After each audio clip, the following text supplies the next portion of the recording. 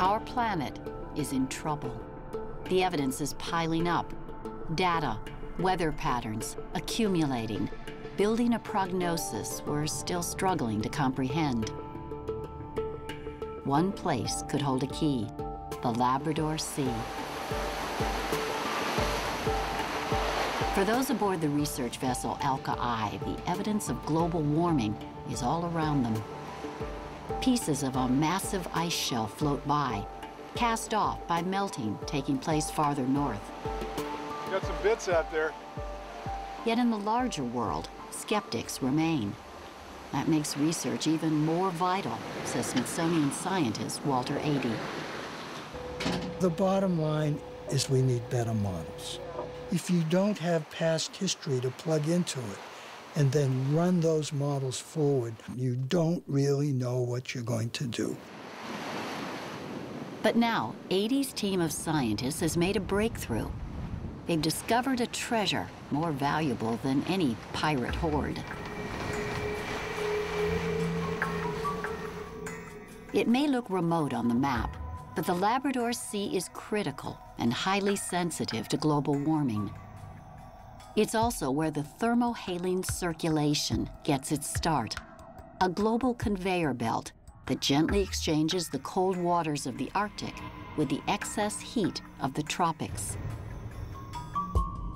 This current may have shut down centuries ago, and scientists believe it could be doing so again soon, with drastic results.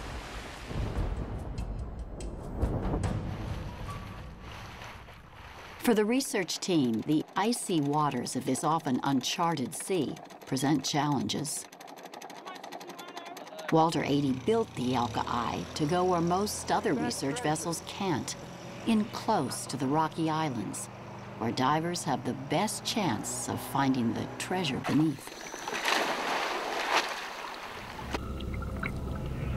The shock of the cold is brutal.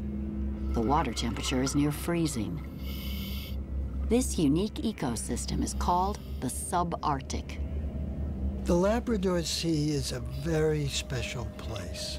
It has remained the way it has been for roughly 10,000 years. A time capsule for understanding climate change. The divers scan the rocks for the telltale sign of pink. They're looking for corallines, a species of red algae that calcifies as it grows, forming a hard crust. How do we get data for our models that goes back hundreds or thousands of years? We need to go to living organisms that write that information into their skeleton. Thew Suskevich scours the rocks at 5 different depths, gathering samples of the rock-hard algae. The biggest, thickest chunks are likely to be the oldest.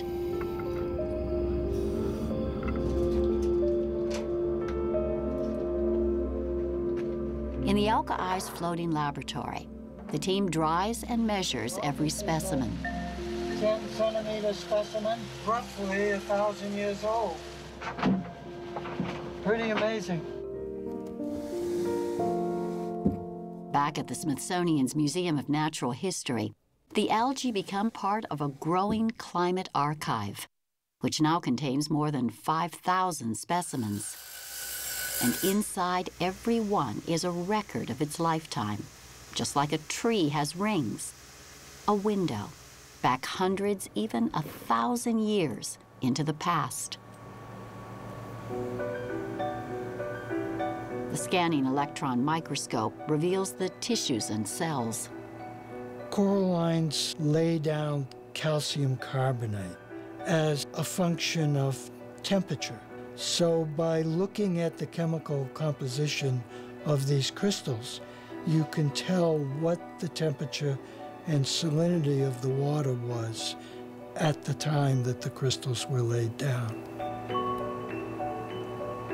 Adey's geochemist colleagues, Jochen Halfar of the University of Toronto and Branwen Williams of California's Keck Science Center, are using newly developed instrumentation to measure the amount of magnesium in the cell walls. It's a precise record of temperature that can be read sometimes down to a week or a day. And so using the skeleton of this red alga, we could go back hundreds and thousands of years and find out what the temperature was.